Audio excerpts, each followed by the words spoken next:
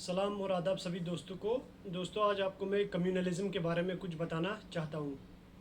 Communalism, जिसे हम sectarianism कहते हैं, ये एक ऐसा कंसेप्ट है जिसमें हम क्या करते हैं कि लोगों को मज़हब के बेस पे अलग अलग ग्रुप का ये दर्जा देते हैं। जैसे हिंदू अलग एक ग्रुप है, मुस्लिम्स अलग ग्रुप है, क्रिश्चियंस अलग ग्रुप है, इस तरह अलग हम ग्रुप्स के नाम देते हैं।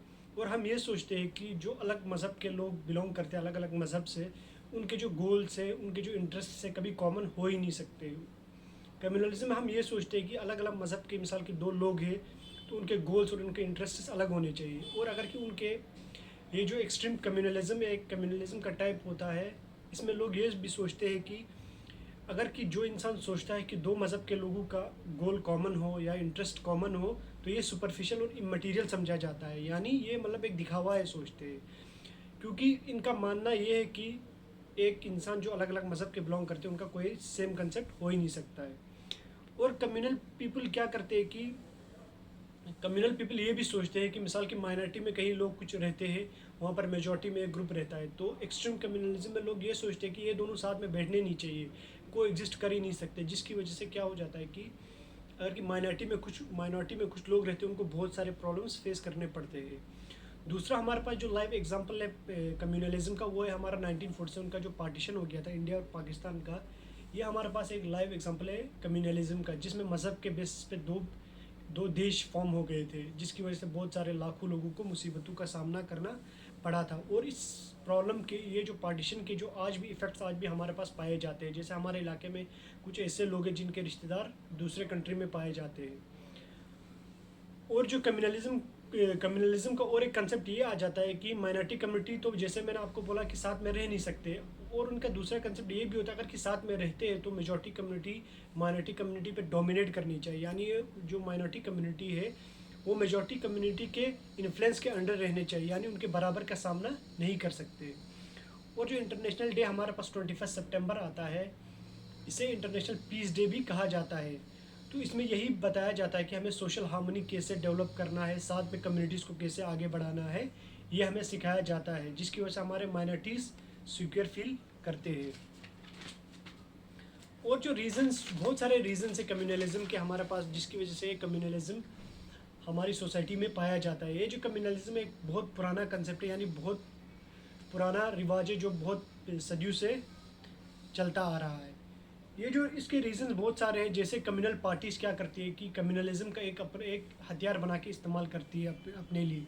क्योंकि वो क्या करती है कि मेजॉरिटी जो एक पर्टिकुलर रिलीजन से बिलोंग करते हैं, उनको अपने वोट बैंक के लिए इस्तेमाल करते हैं। क्योंकि उनको पता है कि हम अगर कि मेजॉरिटी के इंटरेस्ट को फुलफ़िल करेंगे तो हमें माइनॉरिटी से कोई ताल्लुक नहीं है। जिसकी वजह से क्या हो जाता है कि एक माइनॉरिटी कम्युनिटी साइडलाइन हो जाती है। और जो हमारी इंडियन हिस्ट्री, दूसरा रीज़न ये है कि हमारी जो इंडियन हिस्ट्री, इसे कम्युनल पॉइंट ऑफ व्यू से देखा जाता है। यानी जैसे मुग़ल से तो ये मुसलमानों की हिस्ट्री है, जैसे गुप्ता से जो पहले हमारे पास क्षत्रिय डायनास्टीज थी, इन्हें हिंदू हिस्ट्री माना जाता है। जिसकी वजह से एक डिवाइड लोगों के माइंड में पैदा होता है। और जो ब्रिटिशर्स का पॉलिसी था, डिवाइड एंड रूल पॉलिसी, उसके इफ़ेक्ट्स आज भी हमारे पास पाए जा रहे हैं। क्योंकि हमारे बहुत सारे अपने इंडियन पॉलिटिशियंस हो, बाकी कंट्री के पॉलिटिशियंस हो, वो आज भी डिवाइड एंड रूल पॉलिसी को फॉलो करके अपना फ़ायदा उठाते हैं, जिसकी वजह से कॉमन लोगों को बहुत सफ़र करना पड़ता है। और क्या हो जाता है कि जो हमारे ऑर्डिनरी लोगों को जब एक रिलीजन के बेसिस पे अपील किया जाता है, तो उनकी इमोशनल फीलिंग्स पर अटैक किया जाता है। जिसकी वजह से वो लोग क्या करते हैं कि जो उनके जो मेन मकसद है, जैसे जैसे जॉब है, एम्प्लॉयमेंट है, क्वालिटी ऑफ लाइफ है, ये सब भूल जाते हैं।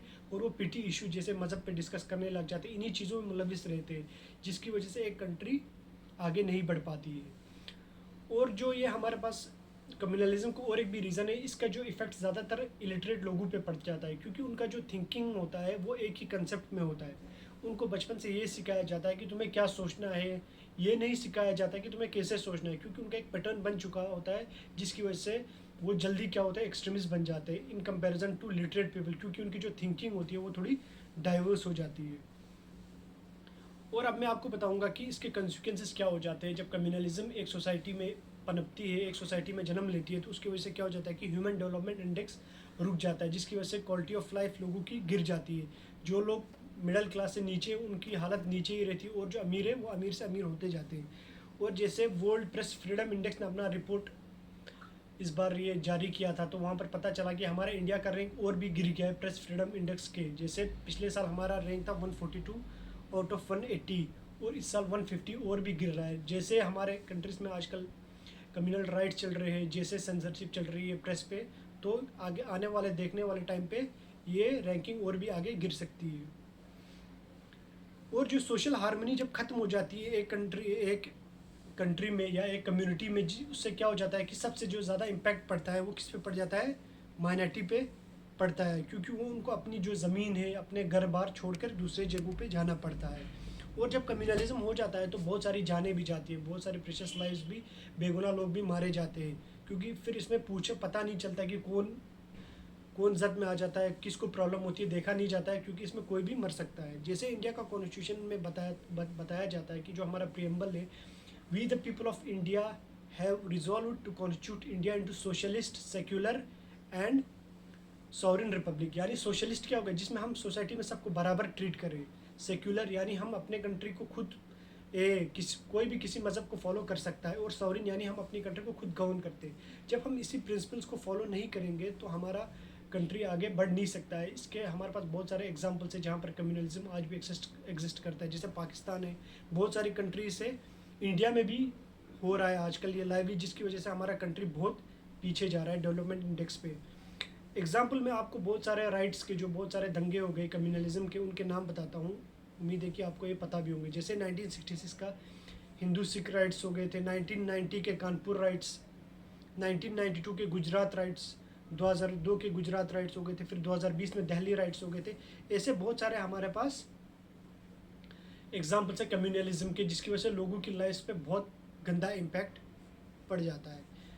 और लास्ट में दोस्तों मैं ये टॉपिक आपको 2 कोटेशंस बताऊंगा, उसी से कंक्लूड करूंगा। पहला आप महात्मा गांधी का एक कोटेशन है, happiness is when what you do, what you say, what you do are in harmony. और दूसरा एक इमाम अली का कॉल है, people are of 2 types, they are either your brothers in faith और योर इक्वल्स इन ह्यूमैनिटी। मतलब इनका कहना यही है कि हमें जो करना है, जो भी चीज़ हम करते हैं, जो भी हम बोलते हैं, एक सोशल हार्मनी में होना चाहिए, सबके इंटरेस्ट्स में होना चाहिए, यानी हमें किसी को साइडलाइन नहीं करना चाहिए। और दूसरा कोटेशन यही है कि सब इक्वल है, चाहे वो किसी भी मज़हब से बिलोंग करता हो, सब बराबर है। Thank you.